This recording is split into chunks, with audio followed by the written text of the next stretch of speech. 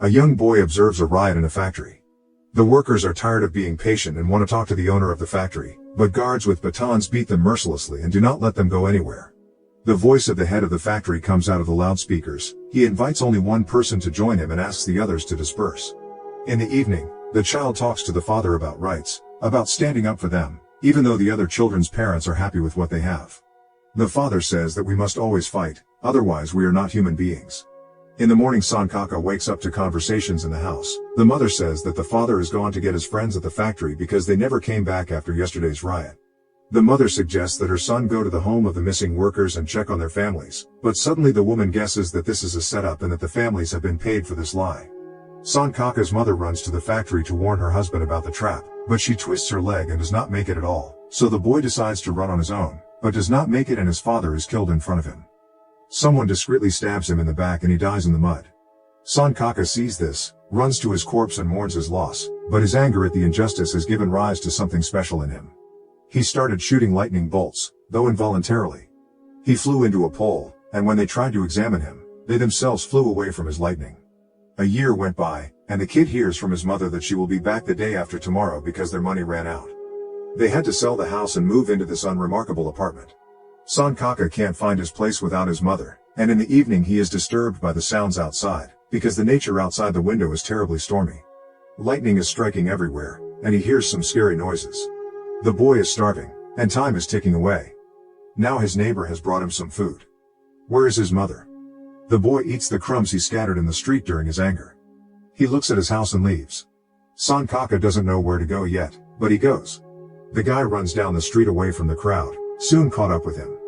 Sankaka gets beaten up by the guys, but when a beam almost collapses on him, a strange guy comes to the rescue and deftly strips the street guys.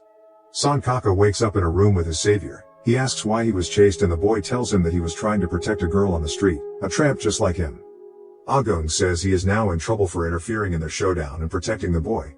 He promises that he will teach him how to fight, and they begin their training. The boys train everywhere they can. Agung told how he lived with rich people who bullied him, but he escaped from them after all. The guy told me that there's a train coming tomorrow that goes once a year. He brings him to a safe place, but Agung refuses to take Sankaka. The boy dreams that his mother does come home, but Agung wakes him up and takes him along for the ride. They run after the train and Agung grabs the train, but Sankaka doesn't have time to grab his arm and is left alone. He has to survive on the streets, hauling bags and watching all the crime that goes on in the streets.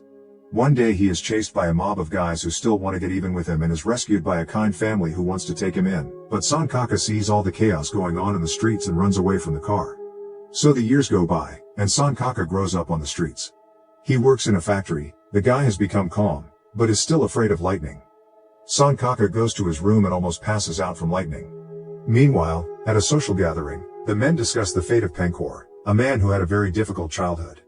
His home was burned down and he was forced to grow up in a terrible orphanage where children were mistreated. But the boy planned a riot and along with the other children killed the cruel owners, and soon his father's inheritance came to him and he put all the orphans where they wanted, after which he opened hundreds of orphanages all over the country. The man goes to the family's car after this conversation and along the way they run into some poor people. The children ask to give them money and the father is fine with it.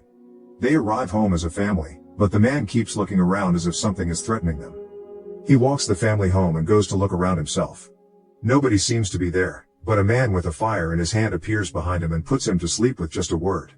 He finds himself tied up in a chair, looking at his family hanging over an abyss. They blackmail the man, but eventually both he and his family die.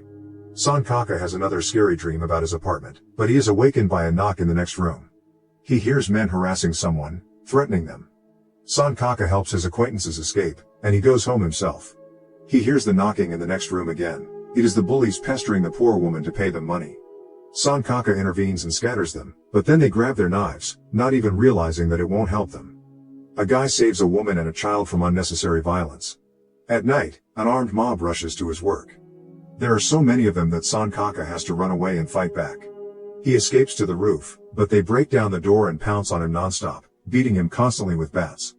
He wakes up to people cutting his ear. This time it's the other one. The bandits throw him off the roof. He almost dies, but lightning strikes right through his body and he wakes up.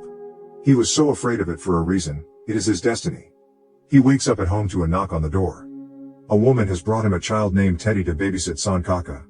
Meanwhile, Pancor comes to everyone to offer his condolences for the young deputy, even though it is obvious to everyone that he is the one who killed him. Pancor intends only to increase his power, whatever it takes.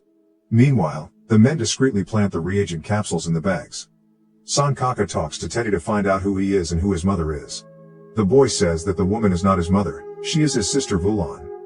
He always wears headphones so he doesn't have to talk to people. Sankaka gives him a Walkman so he can listen to music. The man brings Teddy to his sister while he and his friends are rioting in the market. Sankaka notices unusual strength in himself during a fight in the street. He even accidentally releases lightning bolts at people. There were 30 of them, and he was alone. All the bruises on him healed like a dog. The rebels call him to defend the market, but he refuses, saying he's not a superhero. Sankaka goes outside and notices that the market has burned down. Vulan explains to him that it's all about the legislator, who is Pencor's friend. So who will help them? Who can they hope for? Could Sankaka be able to do that? In the evening, when thunder and lightning strike from everywhere, he goes outside and is struck by lightning again. He gets hit by Vulan, but it's like he doesn't care about the pain. The people riot and go to deal with whoever set fire to the market, but they notice that everyone present at the feast is vomiting. The news says that someone has injected serum into the rice and now the children of all pregnant mothers will become immoral, since the serum blurs the line between good and evil. Thus, the threat of increased criminality from the next generation hangs over the city. Bullies with truncheons walk the streets, until suddenly a masked man appears. It is Sankaka. He deals with the scoundrels, but one stabs him with a knife, though Sankaka is not afraid of this, as there will be lightning today, which means all the wounds will heal. The girl inquires about where he is from. Sankaka shows her a photo of his mother, and she somehow reacts unusually to it. He goes under the zipper again and all his wounds heal, after which it dawns on him that he should make the antennae, and then he decides to make the whole suit as well. He makes it out of the materials at hand. At night, bandits knock on the old couple's door and break it down, but then they disappear. It's Sankaka trying out his new costume. He looks like a real superhero himself. At this time, the two men are digging up an unusual object. The man says that it will help defeat a certain enemy. There is talk on TV about a new vigilante. The men in the jackets gather and say that Pancor has contaminated the rice with chemicals and decide to unite against the villain. They have also heard about the new superhero and are going to ask him for help. Meanwhile, Sankaka wakes up in her room to find Vulan cooking. She's even wearing a skirt for the first time. Teddy says she has a crush on Sankaka. They are met by the guys outside the entrance and told about the person who did the arson. It is a certain violinist and Sankaka deals with him, but he turns out to be a strong adversary, and with a blade in his violin case as well. Pancor, meanwhile, convinces the others to give up the serum that neutralizes the poison from the poison rice.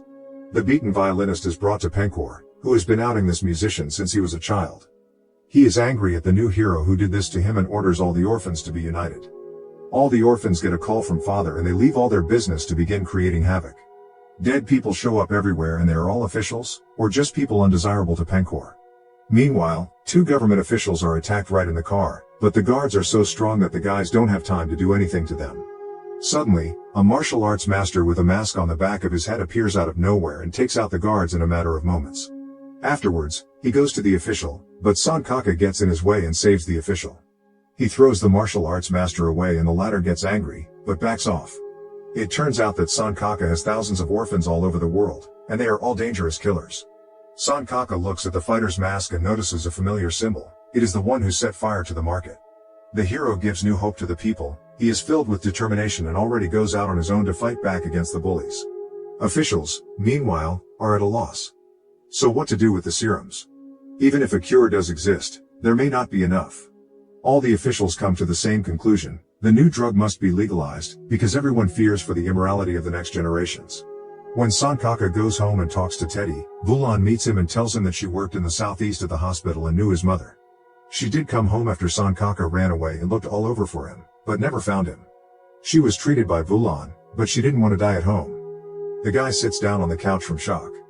The official gets a report from the lab about the serum. It turns out it was manufactured by a shell company called Pancor. The man tries to recall the cars with the serum, but no one has the plates. Sankaka calls an official and asks him to stop Pancor, or no one will stop the drivers of the serum cars. But the villain doesn't keep him waiting and leads the men to Sankaka himself. They attack the hero, but he tries to hold on, even though he is weak. Pancor himself only watches as his mad army pounces on the hero. Meanwhile, people are about to be injected with serums. Will Sankaka be able to save everyone? The men who are supposed to inject the serum are ordered to cancel everything. Sankaka runs to the roof and sees Penkor's men cutting up his friend. Suddenly lightning comes down on the hero and he stops the criminals. An official comes running to him and shoots Penkor. He lies on the roof and dies from the shot, saying that he is grateful to fate for what he has become, which is why he wanted to make everyone immoral like him. But can one guy stop all the serum machines? A girl helps him and turns over a truckload of vaccines. He grabs the bottles and when lightning strikes him, all the vaccine bottles created explode because they exist at the same frequency as the bottles in his hands. Meanwhile, Penkor's men assemble a new villain from the body parts that were hiding in the blocks. The bandits report that there is a new hero in town, Gundala, who himself does not yet know that he is Gundala. The newly minted villain orders an army to be assembled, for a great war is coming.